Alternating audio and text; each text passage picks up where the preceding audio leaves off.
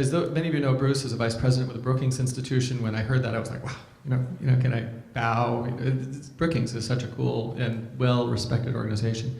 But he's also the founding director of what they call the Metropolitan Policy Program, where they're really trying to think about how cities work. Brookings thinks about a lot of things, but Bruce in particular thinks about how cities work, and has really focused on this innovation question with his book, Metropolitan Revolution, and of course the article that many of you have seen that's been flying all over the internet recently, the Goodbye Silicon Valley, Hello Silicon Cities article, which calls out a number of cities around the country that are really rapidly transforming. So when we started talking about this, we were like, oh yeah, we're thinking a lot of the same things. So I was really excited when I heard Bruce was able to come here and speak with us. And with that, I want to turn it over to you, and I'd like to hear more of your thoughts, Bruce.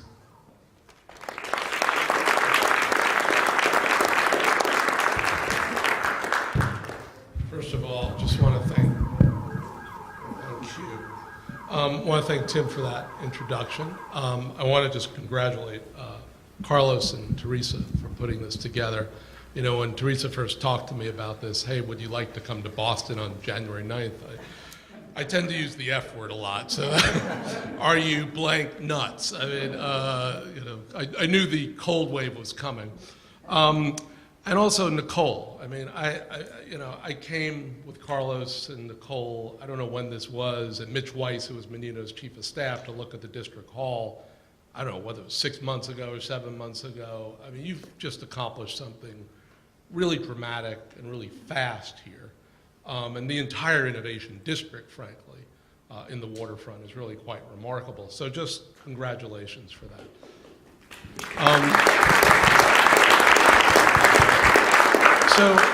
I'm going to try to join up two things right now. One is a book that came out about 5 or 6 months ago that I co-authored with Jennifer Bradley, and I'm going to draw from that, and I'm also going to draw from an app that you can download for free on the iPad, and then work that Jennifer Vey, who is here and will moderate a panel tomorrow on Innovation District. So I'll sort of mash these two things up and see if it makes any sense. The first piece, and I think Liz and Ray and the first panel really sort of got to this, is we are living in a very pivotal and disruptive decade right now, and obviously we can start just with the broader economic challenges that we have. We still have to grow more jobs to make up the jobs we lost during the Great Recession. There was a reason it was called Great. But also to make up for the population growth in the U.S. I mean, we're unlike many of our competitors in that regard, but we need to grow better jobs. I mean, this is really the conversation right now in the United States. And the growth from 81 million people in poverty or near poverty in 2000 to 107 million people in 20 is remarkable, right? And this is the 50th anniversary of the war on poverty. And tonight, Paul Ryan, probably in about an hour or so, is giving a talk from the conservative side. Mario Rubio did it the other day. Rand Paul went to Detroit. This is really a signature debate that is going to happen in the United States. Now, in theory, what you would do to grow more and better jobs in a disruptive period is you would change your growth model, right? You would change from a growth model of an economy that was characterized by consumption and debt pre-recession, and frankly, financial engineering and financial mischief and financial malfeasance, right, to a growth model of an economy that is fueled by innovation, not just idea generation, but production again, the interplay of manufacturing and services, powered by low carbon energy, because that's an existential threat to the planet, driven by global engagement, exports, foreign investment, migration flows. And then if you build that economy, that's an economy that is rich with opportunity. We have to get back on track. Minor problem, we don't have a national government, right? They essentially have left the building and can just be seen running down the street, right? And it's not clear they're coming back anytime soon. This is obviously incredible partisan division and ideological polarization. But I think we have to accept that this is now going to be structural.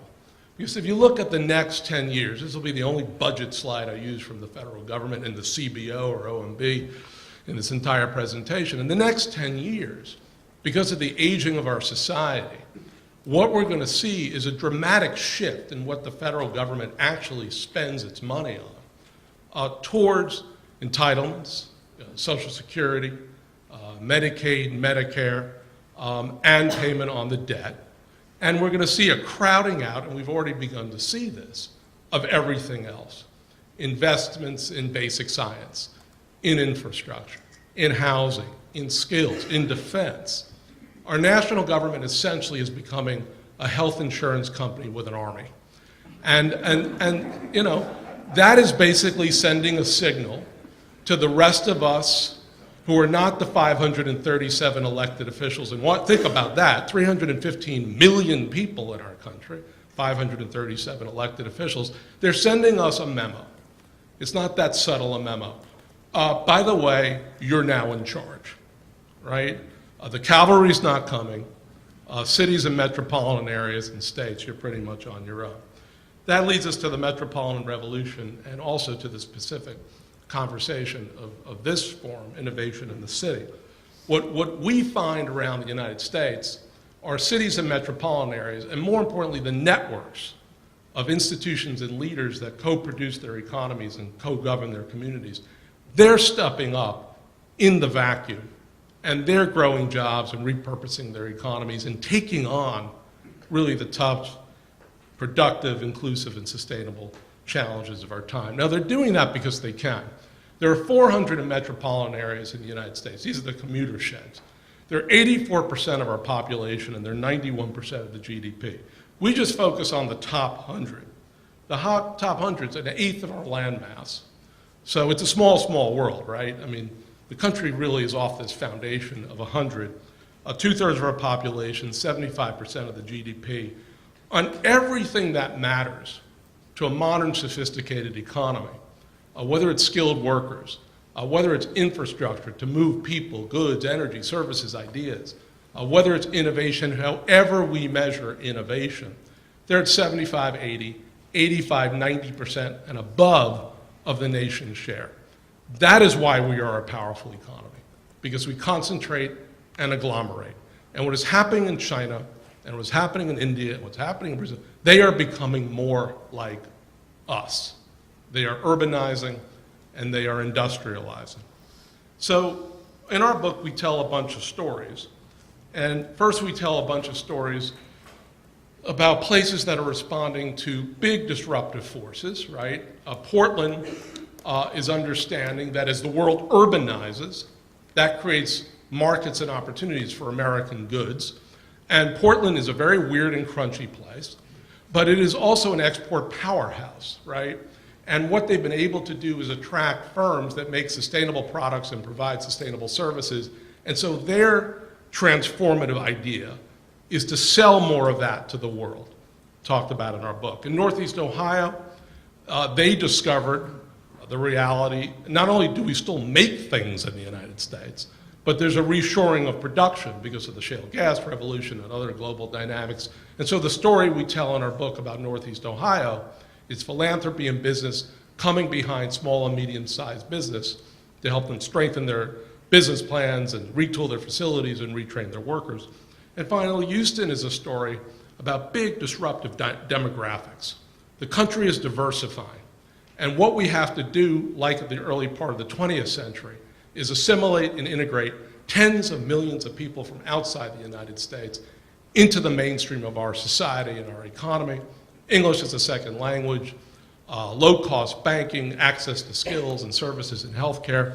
And in Houston, there's a group called Neighborhood Centers that is doing this at scale. So these are three stories in the book talking about the trade moment and the manufacturing moment and the immigration moment. And then we tell a group of stories about places that are responding to this really interesting necessity imperative to combine economy shaping and placemaking.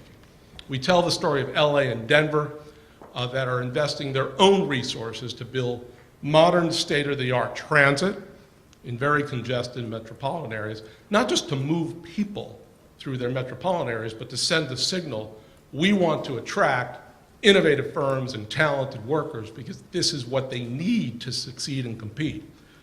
In New York, obviously a very smart economic strategy by Mayor Bloomberg. Let's hold a global competition to attract to New York City. I mean, Columbia is a great university, NYU is a great university, but there is no MIT or Georgia Tech or Carnegie Mellon or Stanford in New York City. So the attraction of Cornell and Technion, right, shows how anchor institutions can be unanchored in the 21st century.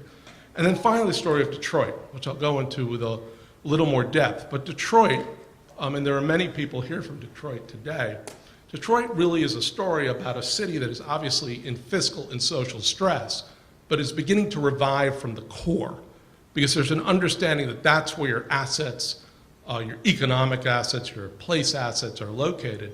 And it's also, given the broader dynamics and the spatial geography of innovation, where talented workers and innovative firms want to be. So listen to this for a sec. The geography of innovation is shifting. To find the innovative economy 20 years ago, a worker needed to drive to a secluded research park, work in isolation, and keep ideas secret. Today, proximity is everything. Workers want to be in urban places that are walkable, bikeable, hyper-caffeinated, where they can bump into other workers and share ideas. Firms also want to be close to other firms, research labs, and universities in collaborative spaces so that smart ideas can be turned into smart products for the market. Innovation districts are this century's productive geography. They are both competitive places and cool spaces, and they will transform your city and metropolis. So, everyone keeps thinking I say Silicon Valley is dead. Silicon Valley is not dead. But something has been unleashed in the United States where the form, the landscape of innovation is being dramatically changed. So here is an initial working definition of innovation districts. And what we're really seeing is this mashup of these anchor institutions, whether they're advanced research institutions, whether they're medical campuses, whether they're corporations with private R&D, with the spin-off companies, with the startups, with housing, with retail, with amenities, right? So we're both building a productive and innovative economy. We're building a quality, livable, walkable, it's got to be in a transit-connected place. And if we're smart about this stuff, really structure and scale it in the right way, it'll work for many of the people living in the adjoining neighborhoods who are low and moderate income, just given how cities have developed. We see this happening really in three kinds of places in the United States. First, it's happening around our advanced research institutions, right, or our medical campuses. So MIT Kendall Square is obviously at the far end of the continuum of that, but we also seeing this in Midtown Atlanta, and we also see this really on Market Street in University City in Philadelphia because of University of Pennsylvania, because of Drexel, because of what is a very robust, life science, clean energy economy in that metropolis. We also see this happening in areas that really were older industrial places along waterfronts, where urban land is being repurposed, right, for new uses. The Brooklyn Navy Yard, the Boston waterfront where we are today, Seattle, South Lake Union, where we have Fred Hutch Cancer and UW Medical, Amazon, sort of the blowout of the downtown of Seattle towards this new area by the waterfront.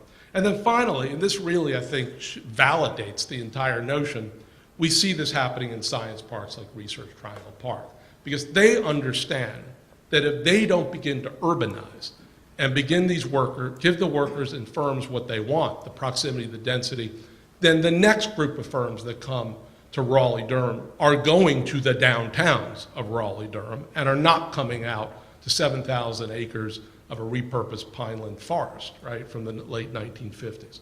So this has really been unleashed in the United States. And frankly, what has happened, it is accelerated post-recession because it's this confluence of big global economic dynamics of the shift to open innovation, but also these disruptive demographics. So let's go to Detroit, because I think this is really an essential story, because something is happening in the core of that city that in 2 or 3 years is going to become a global story. because it's a man bites dog story. I mean, if you go to Europe or if you go to Asia and you mention the word Detroit, they just assume you're talking about dystopia. And all the movies, essentially, and documentaries just basically magnify that point. But something really remarkable is happening. And it's happening right smack in the downtown and midtown. So this is an area that's only about 3% of the land mass of the city, 11% of the business establishments, about 40% of the jobs, sitting along the Detroit River, right? Canada actually sits to the south, which is really quite interesting. But in this space, what you have are all the assets. You've got the traditional assets, the sports arenas, the cultural institutions. You've got the new business relocations like Quicken Loans and all the companies that are basically congregating around that. And then you've got these anchors. Wayne State, Detroit Medical Campus, and the new mayor of Detroit actually was the head of the Detroit Medical Campus, Henry Ford Health, College for Creative Studies, Shinola Manufacturing. I mean, there's an energy there, and there's a pragmatism, and frankly, as we all know, there was no government, right? Local, state, or federal. So this was really driven by corporate, civic, university. I mean, quintessential American, let's just get it done. If everyone's gone, we're in charge. So listen to this for a sec. The density that we were trying to create was to put more feet on the street, as I put it, and not just between 9 to 5, but around the clock, 24/7, to create an exciting urban environment. How do you best do that? You do it by creating a built environment that really is dense and that sort of forces folks to come together every day, whether it's walking across the campus or whether it's stopping into your local bakery. You're at Starbucks and you have the opportunity to bounce into somebody who's working on something related, or you're out in the evening and you're having a drink and you're talking to somebody. It's that intersection of ideas and energy that really makes a city powerful. And we needed that here in our region, and we need to do it in a confined area so that it's not sort of lost through diffusion.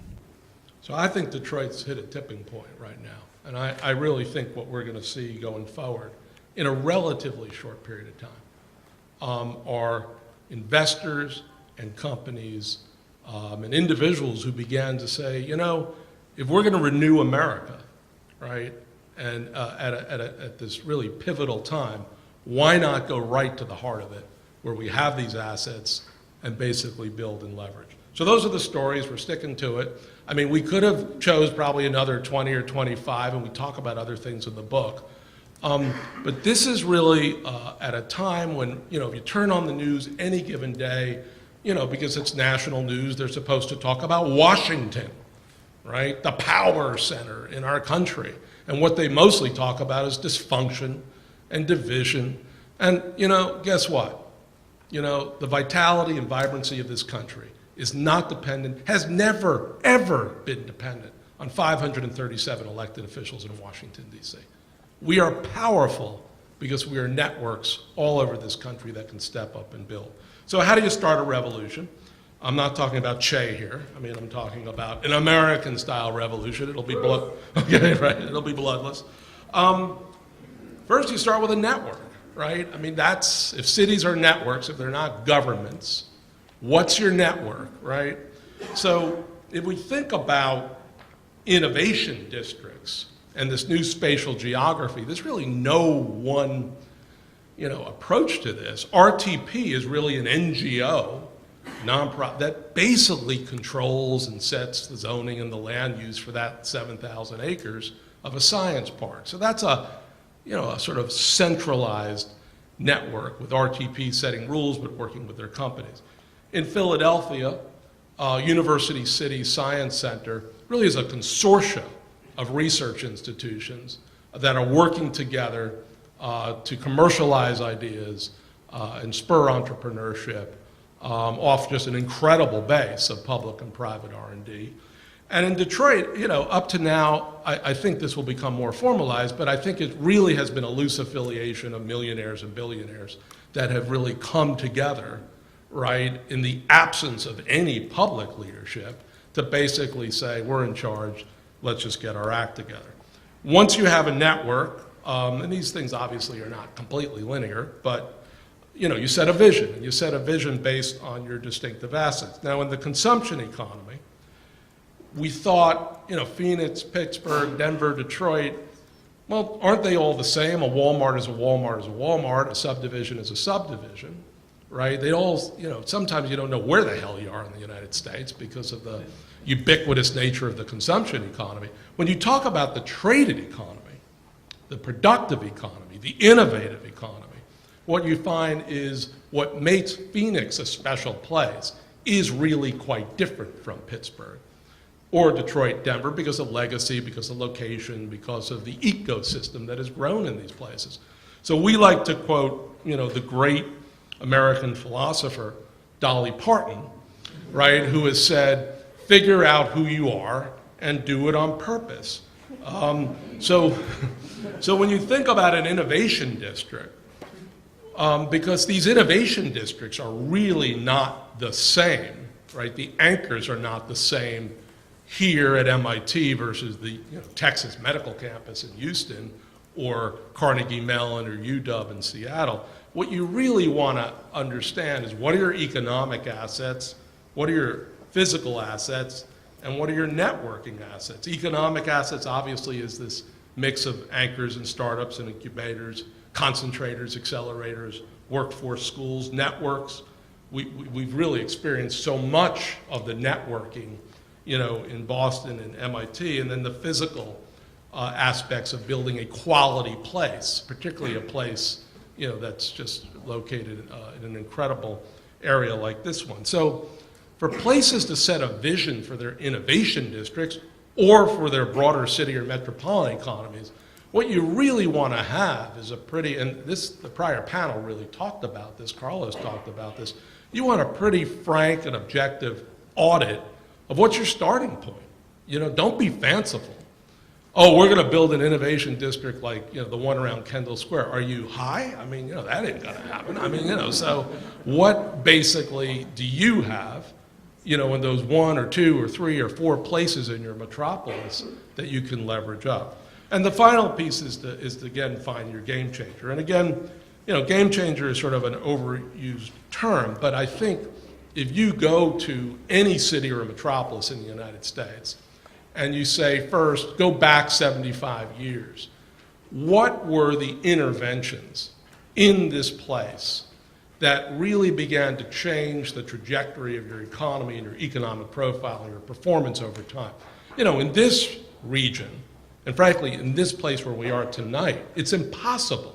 It is impossible to think about District Hall without thinking about the Big Dig or the cleanup of the Boston Harbor and other game-changing investments. Those are from an earlier era, frankly, because they were funded primarily by the federal government. But still, those were game changers. In other places, if you go to Seattle, it's impossible to think about South Lake Union without thinking about the University of Washington. And University of Washington really building itself into this world-beating, advanced research institution and all the companies and clusters that basically congregate around that. So when we think about innovation districts or broader metropolitan economies, New York's play was basically to say, we need the MIT here, right? We need an institutional platform for innovation. And Bloomberg's, brilliance in the aftermath of the collapse of Lehman was to say, hey, we're New York, let's go get one, We'll put $100 million down on infrastructure. Stanford competed, but backed out at the end, so it ended up being Cornell Technion. Already $2 billion in private sector investment at Roosevelt Island to build out the campus, projected growth of tens of billions, tens of thousands of jobs over time. On networking, I think what Boston's doing here in District Hall, I think the collaborative spaces which are emerging around Cambridge Innovation Center or Lab Central, this is the new kind of networking sort of built into the physical space, built in with, or amplified by programming. And then with physical assets, the role of transit, public transit, particularly light rail or older subway systems. When you look at we've gotten some great information about the Red Line and a 100-year investment that takes you essentially You know, when one or two stops, you know, from Harvard to Central to Kendall to Mass General and on to the government centers. I mean, this is remarkable. You know, the backbone of regions. Detroit is doing that with M1 Rail. So, you know, people always said was if you want to build a world-class economy, you know, get an advanced research institution and wait 50 years. Actually, you know, that's partly right. I don't think you have to wait 50 years anymore. But world-class transit, world-class advanced research, ecosystems, so that you can basically leverage all this stuff.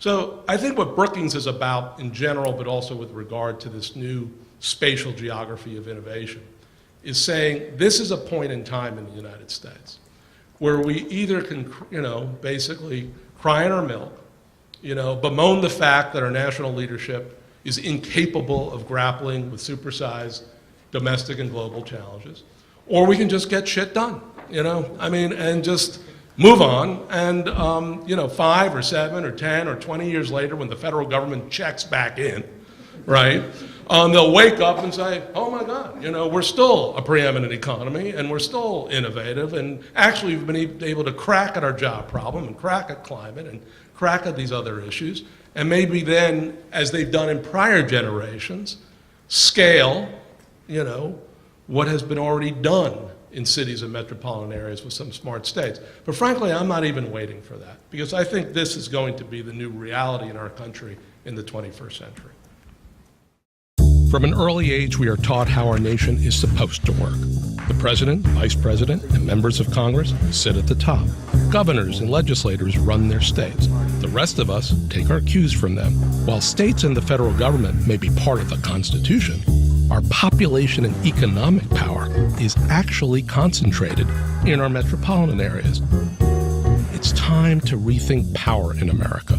In this century, metros will lead, and states and the federal government will follow. In cities and metros, public, private, and civic leaders are helping workers get the skills they need, investing in infrastructure and growing jobs through expanded trade and investment, the hard work necessary to renew our economy. So I don't get invited to the White House anymore, but that's okay, because I'd rather come to District Hall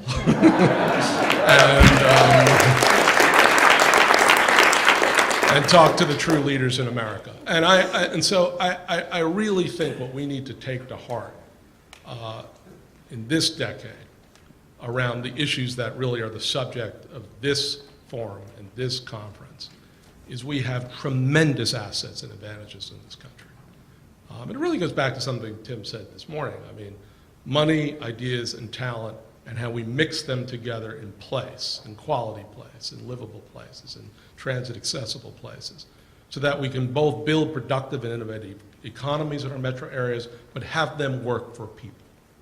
Have them really begin to connect to adjoining neighborhoods with people who've been left behind by prior growth visions or growth initiatives. That's our challenge. And I really do believe in most cities and metros in the United States above a certain size, we have the ability to do this. And I think that's the challenge of the next decade. I think we're up to it. I think we're the only country that could pull this off, frankly, because we are, you know, we do have a differentiated economy and power is diffused. So let's just get about the business of renewing America. And then, you know, when we feel like it, we can go talk to Washington again. Thank you.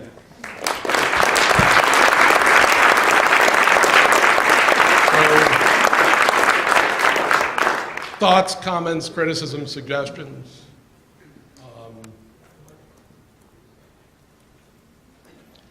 Question right over here.